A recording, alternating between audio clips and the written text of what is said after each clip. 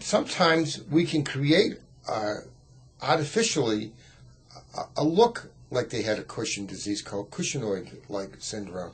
And that could be because sometimes we have to use a drug called Prednisone. Why does that happen, and is that bad? In certain chronic medical conditions that affect childhood, for example, asthma or something called lupus, a child may need to take high doses of cortisol.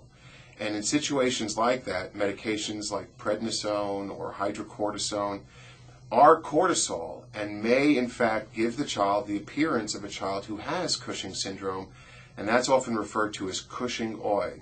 These children may have thickening of the waist or development of fat around the belly, as well as thinning of the skin, easy bruisability, and stretch marks. Now, stretch marks are very common, but when seen together with these other symptoms, and in addition to poor growth, one has to keep in mind the possibility of cortisol excess. Okay, so if we gave, say, prednisone for someone with an asthma attack and used it 5 days or less, you probably don't have too much of a concern for anything like that. Is that true? That's quite right, Dr. Coppola. When patients take short courses of steroids, usually less than 2 weeks, they're not likely to see any of these changes. What we're referring to in seeing Cushingoid children or children who develop Cushing-like symptoms is when they're on steroids for a long, long period of time, weeks to months.